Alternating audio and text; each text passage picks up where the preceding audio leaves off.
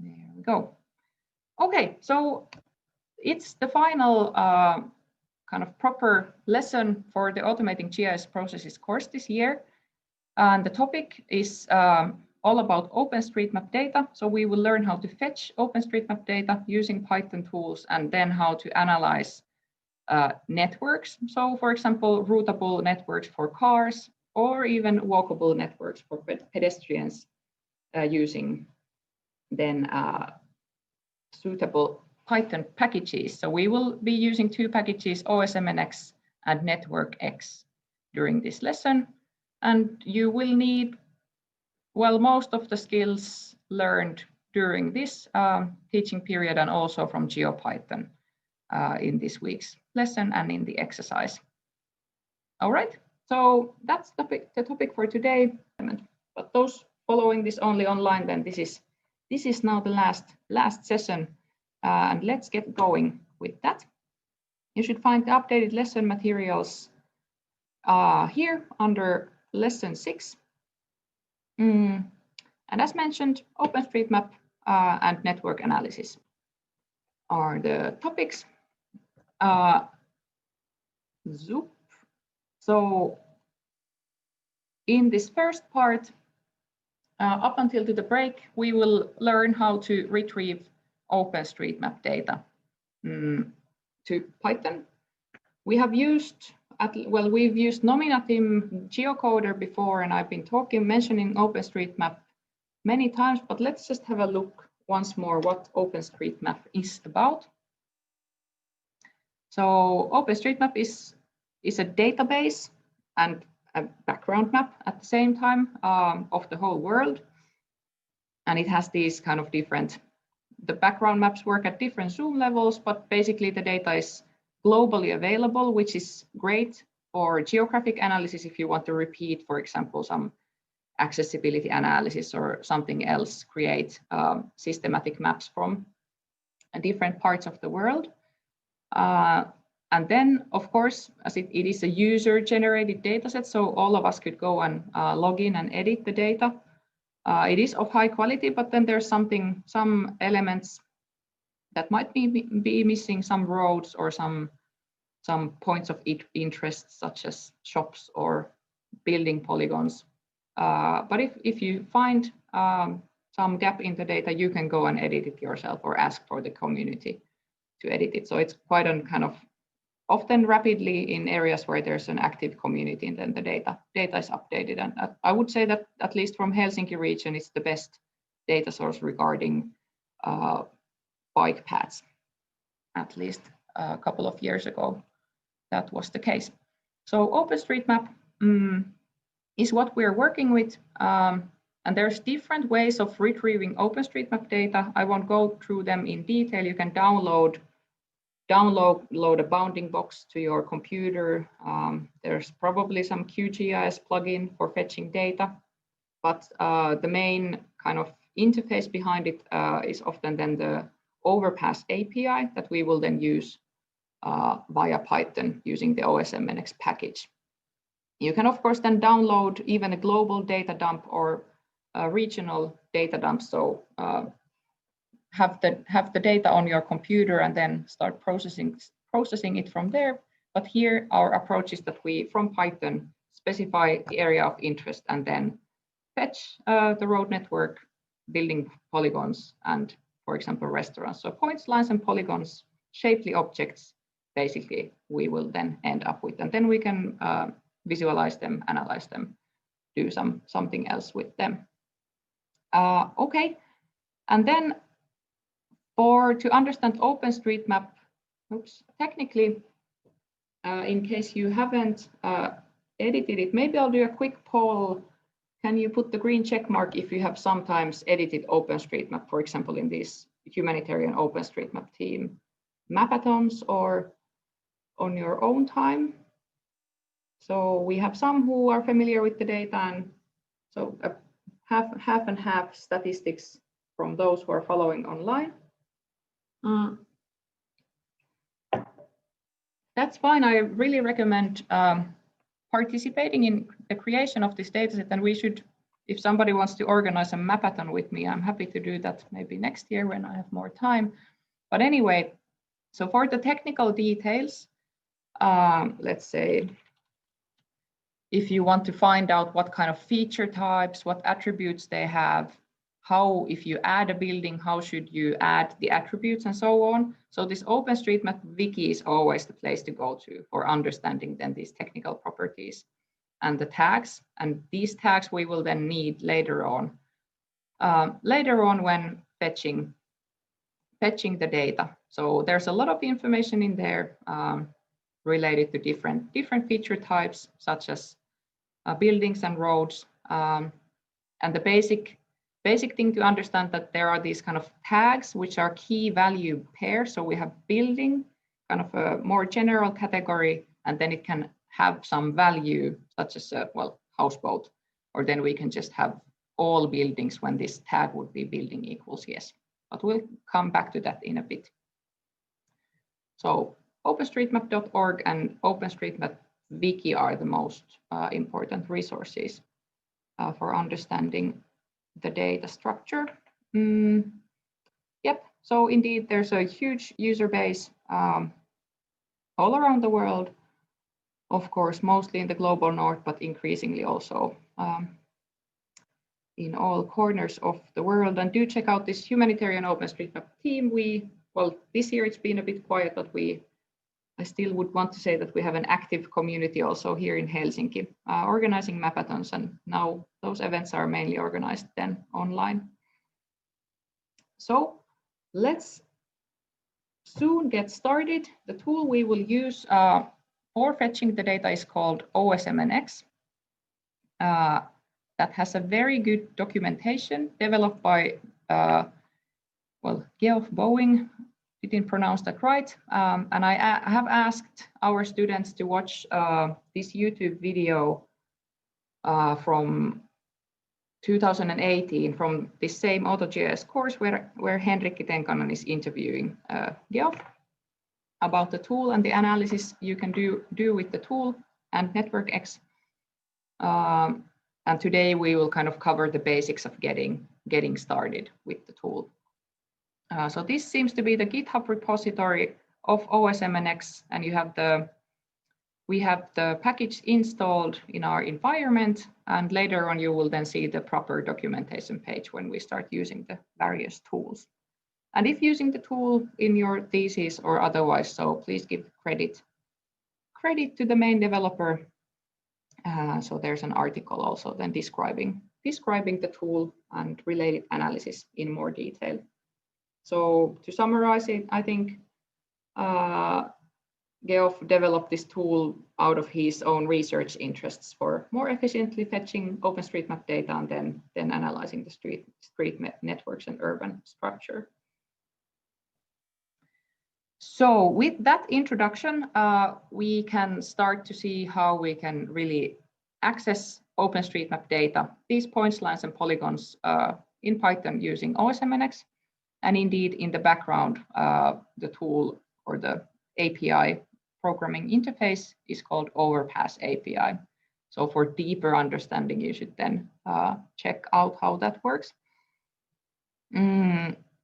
Yes, so today we will use the district or a little area in Helsinki called Kamppi as our case area. So OSMNX is also able to fetch data from larger regions, but then it of course might take more time. So we will now focus on a smaller area for practical purposes as well. We can run this code cell to get the tools. So I'm just importing OSMNX as OX. So then afterwards we can refer to the tools as OX dot method name and then matplotlib for plotting afterwards. So we will now use an approach where we'll just define a place name and then fetch the data based on that. And this now links back to lesson 2 when we were geocoding addresses, but also as the OpenStreetMap database contains different types of place names, we can then also geocode these regions. So if we define Kamppi, Helsinki, Finland as our place name, and maybe we can first fetch the street network and then see what's going on with that. Just a second.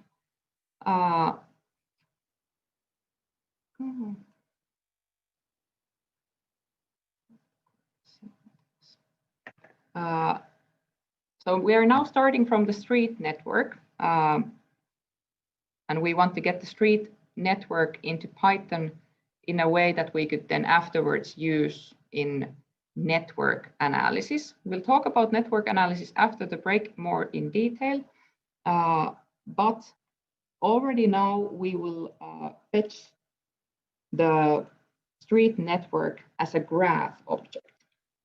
So there's a clear distinction between just having lines, polylines, or then having a routable network. So for example, are you able to turn right from a specific junction and so on. So we will call this data that we receive graph. Let's create a new variable and then using OX, so OSMNX graph from place. And if you now run this code, we have a variable with Kamppi stored in there, and we can just pass that as the parameter and run the cell. Let's see how fast or slow it is for everybody, and we can talk about it for a moment. I'll clear the check marks. So maybe when your graph from place method has gone through, like mine did now, please click on the check mark. Sometimes this is a bit slow, and then there's some tricks we can do to make everybody get the data. But in the meanwhile, I'll show now the OSMNX documentation of this tool. So we are now using, there's many different tools for fetching the data, but we are getting data based on a place name. So we are using this graph from place method, and our query is basically the place name, which then, according to the documentation, must be geocodable, and OSM must have polygon boundaries for the geocoded result. So what happens is that this tool takes our Kamppi location, it uses nominatim to geocode it, takes the boundary of that region, and then based on that boundary fetches all the street network elements. And what does it mean that it is geocodable?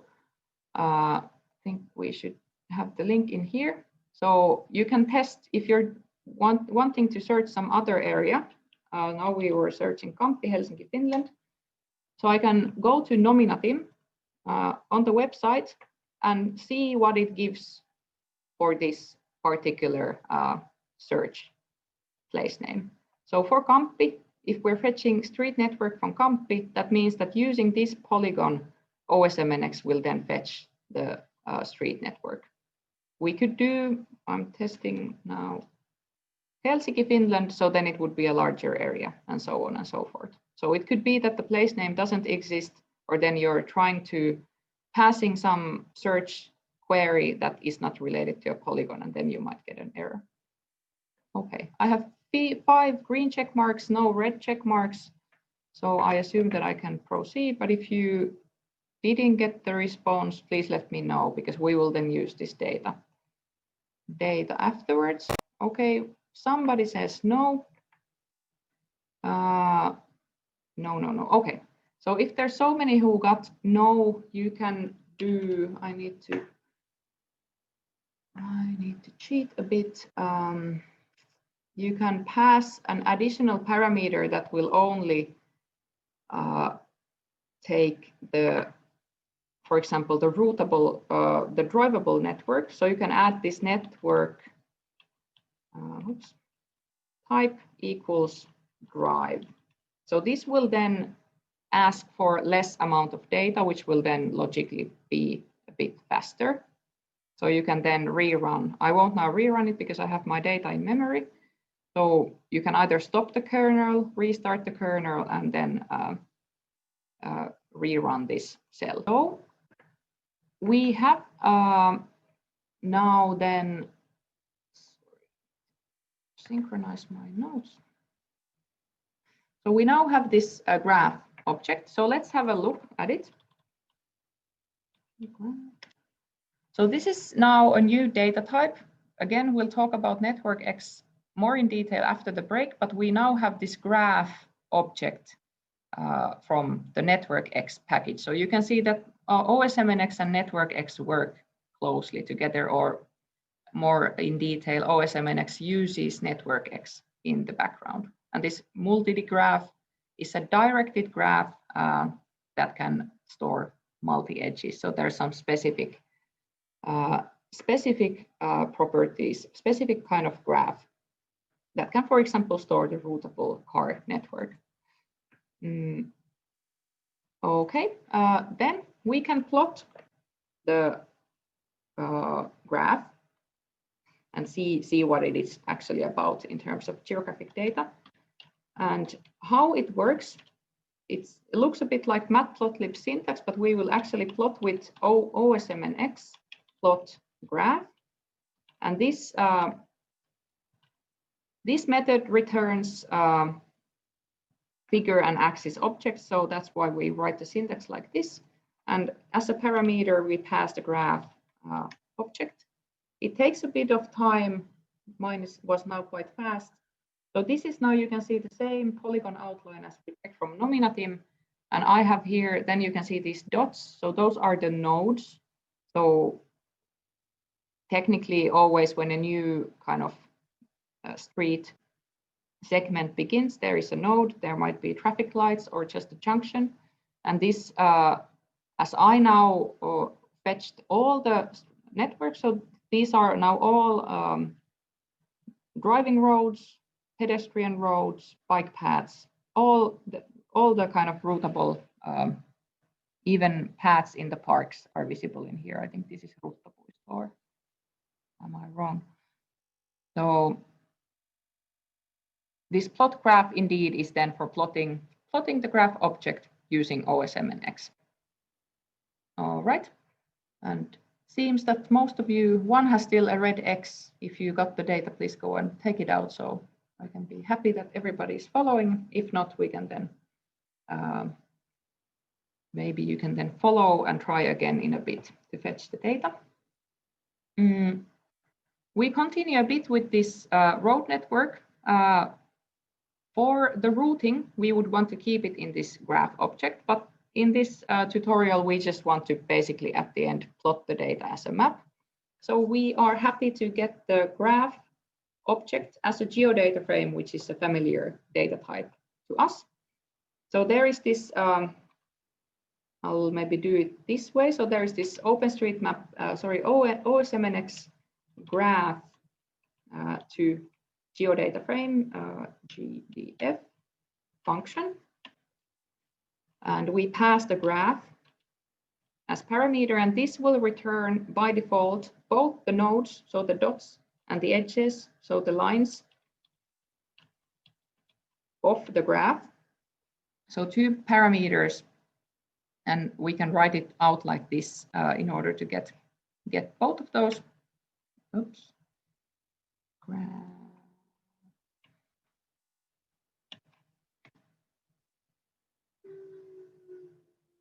GeoDF, and it is GeoDataFrames. Yes, very logical. So graph to GeoDataFrames, you can again check the further details in OSMNX documentation, but basically parameters include the graph and some optional parameters we'll see later, and it returns these GeoDataFrames, so nodes and edges in that order. And once you have them, we could check a bit how the data is structured. So the nodes, there is a node ID as the index, y coordinate, x coordinate, latitude, longitude, then OSMN ID. So this then links to the actual OSMN database, and if you observe closely, it's the same as the node ID. And then there's potential tag. So there can be highway equals something. So also in the nodes. So we can see that, for example, this node is it then a pedestrian crossing? You could go and check OpenStreetMap wiki more closely where you can use this highway equals crossing for a node object. Then for the edges, yes, still, so these were point geometries in the nodes, quite logically. Then our edges, so the lines in between, they contain the streets. So there's quite a lot of information in there. Again, we have an ID, but you can see that here the ID kind of the index label is just 0, 1, 2, 3, 4. Is it one way? True. If it would be false, then it would be. So there's quite a few one-way streets in Kamppi. That's very true. How many lanes? Name, highway type, speed limit, so on and so forth. And it's a line string. So this is quite detailed data about the street network in Kamppi. Okay, so that was the first taste of fetching data from OpenStreetMap using OSMNX Overpass API to Python. We have the graph object first, and then we can further convert that into a GeoDataFrame. And after this, we could do whatever we want with it using our GeoPandas tools and skills. Great, and based on the participant list, everybody also were able to fetch the data, so that's excellent. Cool, let's continue. So as mentioned, there are also other types of data than streets in OpenStreetMap, even though that was maybe the first motivation for building that open database. So we could start with the building polygon. So for visualization purposes or others, we might want to get the, well, maybe now I closed it, the polygon for Kamppi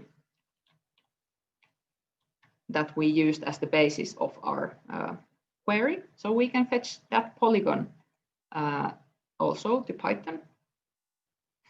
And this part now, for those especially watching online, if you have watched lesson videos from previous years, so these tools have now changed quite a lot. They have become more logical, so that's great.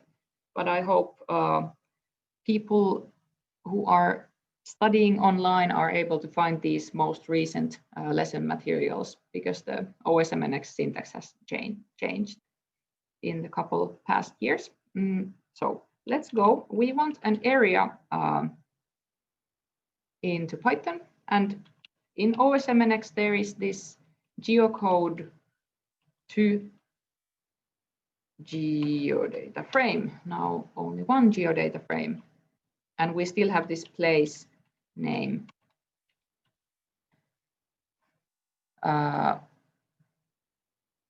variable in memory.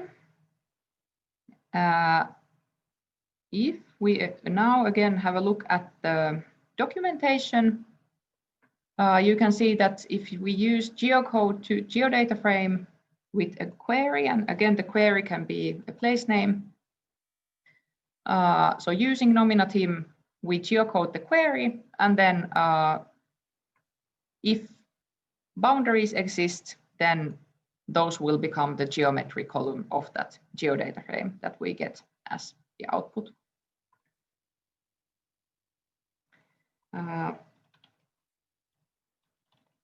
It is indeed a GeoDataFrame, and then we can just print out the whole thing. It will have one row of data, polygon, Kamppi, a bit more verbose name than we search for, and then bounding box coordinates in addition. Using GeoPandas plot, we can then plot it, and indeed it looks exactly like the one that we saw over at nominatim, and also matches the extent of our street network. Excellent. So then we can continue to other types of features in OpenStreetMap. and buildings is often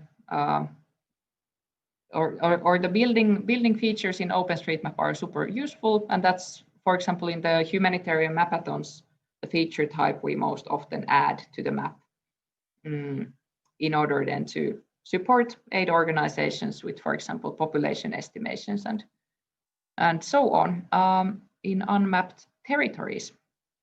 So now we will use another tool called geometries from place. You might see similarities in these OSMNX tool namings. And you might already guess that we have this from place. So you could also get geometries from point, from polygon. I think there's from bounding box and so on. So it doesn't always have to be this query, but we will now still continue using our CAMPI character string.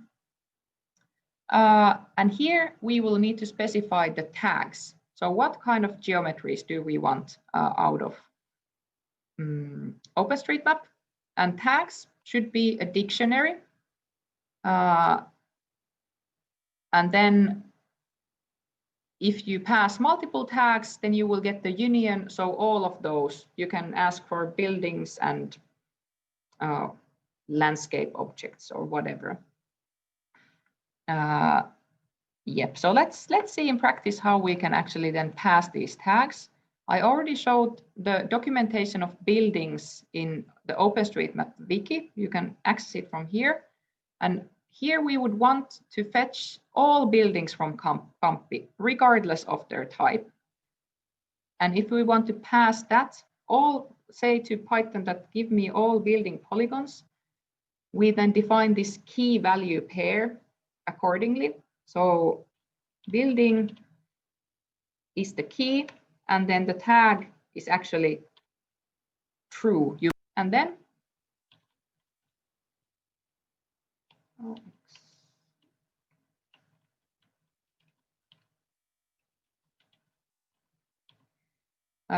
geometries from place. Again, there's the query, place, name, and tags.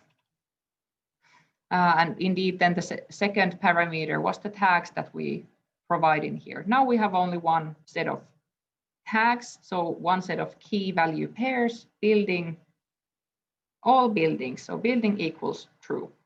Any feature which has this building tag with any type of additional attributes. So let's run those, and at this point, I'll let you to kind of think about this for 2 minutes, and I'll go get the better mic. So I'll be right back. But let's give it a couple of moments. We are not in a hurry.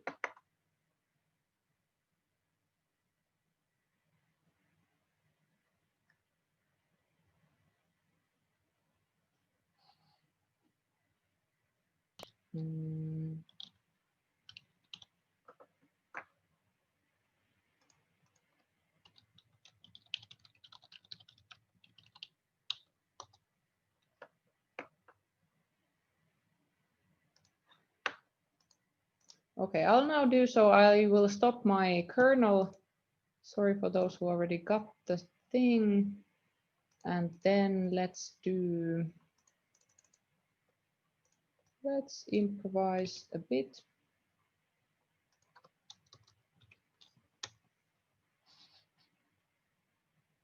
See if this works.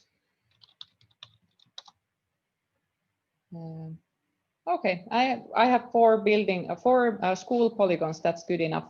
So yep, you can do the same if you want. So what I did here now, because it was a bit slow here to get moving on, I now commented out this original one. I will run it during the break. And I modified the tags to get only specific types of buildings. Buildings equals school. You can continue with all the buildings if you got that going through. Maybe it's just me. So then I run that, and as output I get 4 4 rows of buildings. So that's nice. They might even have a name. Maybe it's some kind of, there's a European School in Helsinki.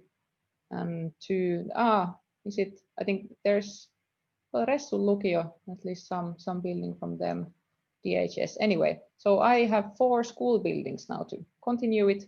Another side note, if you get these deprecation warnings, just ignore them. It's something to do with the IPython installation in Jupyter Lab, which might have some conflicts with some dependencies from some of the packages we are using. So just don't worry if you get this, something that starts with deprecation warning and refers to IPython. Cool. So continuing, I have now these 4 buildings. So you should have, I think, in the Kamppi area, the correct number would be 430 buildings. So quite a few. It's densely built. Then indeed, you can check the contents as I did already, but I only have these 4 lines. You can do this buildings head to get a look at all the buildings. And then what else? We could see what kind of attributes there are available. So as there is quite a lot of info, so then if you want to subset the columns, you could pick the ones that you're interested in. For example, indeed, then the name of the building, maybe address of the building, geometry, and so on, and then throw out the rest. There's even the name in French for these objects. So the number of columns varies according to the information available on OpenStreetMap, and often the case is that then most of the for most of the attributes, most of the objects have no data, a bit depending on the object type. Okay, so let's see how we then manage to do with the restaurants. So using these same geometries from place, we can also fetch other types of geometries than polygons. So now we have had the lines, well, nodes in the graphs, and then polygons for the area and polygon for the building footprints. So continuing to use this tag attribute, there is this kind of tag category amenity. So it's for, well, many points of interest such as restaurants that we can then fetch in here. So let's fetch those into a separate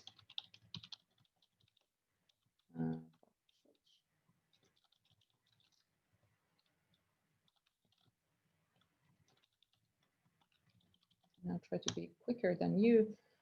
Oops, and I messed it up. There we go. So using this amenity restaurants tag, we can, and using this place name query, we can then get the geometries into GeoPandas. Again, let's see how slow that is, but in the meanwhile, I can take you to the OpenStreetMap wiki. Link is broken.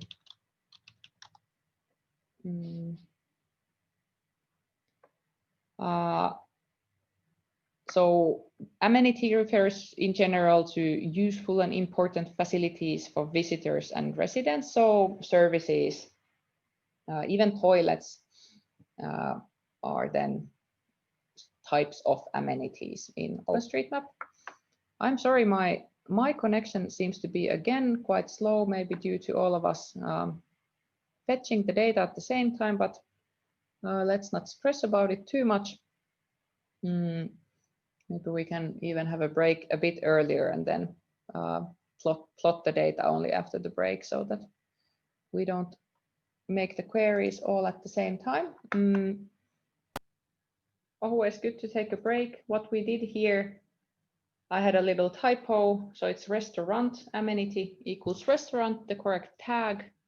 But if you have a false tag, then you should get 0 result probably.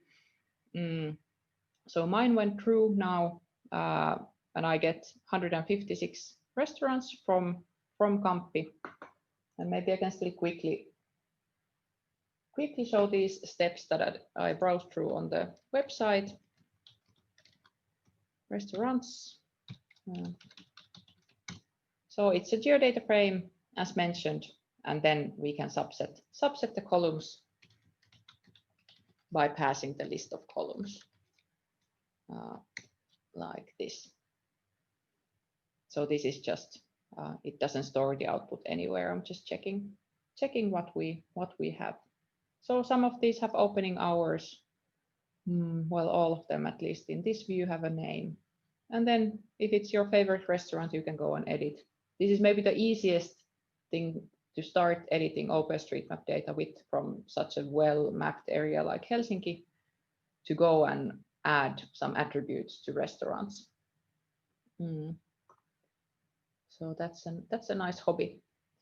Great. I'll do a quick recap before plotting the data. So what we did, we have fetched the street network using OSMNX and NetworkX. We have it in here. Then we converted the graph object to GeoDataFrame. Then we fetched the place polygon of our area of interest using the geocode to GeoDataFrame function. Then we fetched the building footprints. I now reran my code, which was a bit slow before the break. And indeed, if you want to then specify what types of buildings, you can then do it with the tags. And finally, we got these as an example of point data, restaurant points, also into a GeoDataFrame. So let's plot the data on a map before then proceeding with other topics in the lesson. So again, refreshing our memory from last week. If we want to plot the layers, we want to start from the bottommost layer. No, there's yet not anything. So our footprint was in the variable called area. We can plot that. I will plot it to this figure object that I'm creating in order to control the figure size in here. And then I can change, let's see how that looks. It's the default blue, and I can change, then with polygon objects, we change the color with this face color parameter. So there we have it. Street edges are lines. Oops. We converted those to the same GeoDataFrames, and let's plot into the same figure. Oops, edge color. So now that we have lines, we want to then change the line color. Can do as I do or try something else. So these are now these predefined colors in Matplotlib. Can of course then needs a bit of research to find some other values. And now when plotting layers on top of each other, we can then add this a bit of transparency. Then buildings are also polygons. So I'll copy paste that and then edit and just change the color to save some time typing. Oops. And I wanted to have the roads as gray. The colors don't matter so much in here. And then let's also add, oops, I'll actually put that from there to here. Sorry for jumping around. And finally, restaurants. I can copy that and start modifying. And then when we have points, we only change the color. You can have it as red, or why not yellow. Let's see what we get. Okay. Yeah. maybe we can also reduce the size of the markers. There's maybe now.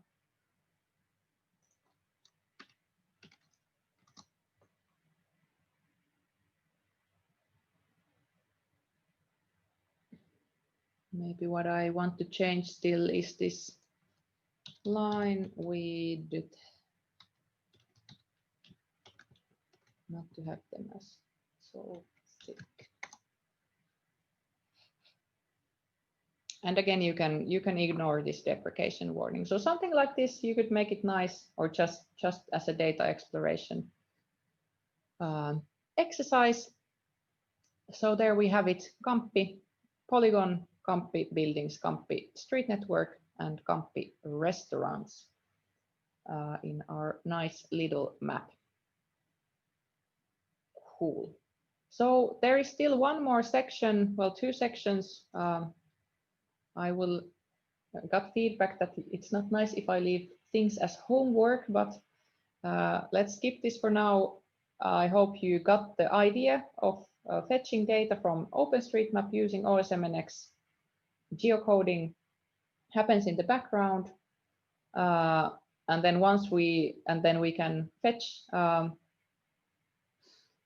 graph, convert that to GeoDataFrame, and then we can fetch different types of geometries.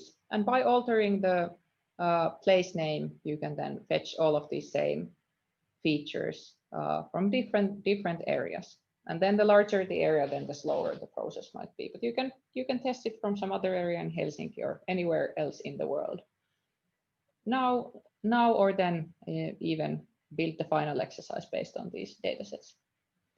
This last part of the notebook, it repeats the same ideas. All the code has been filled in, but I'll talk you through it. And it's about adding park polygons to our nice little city map of Kamppi.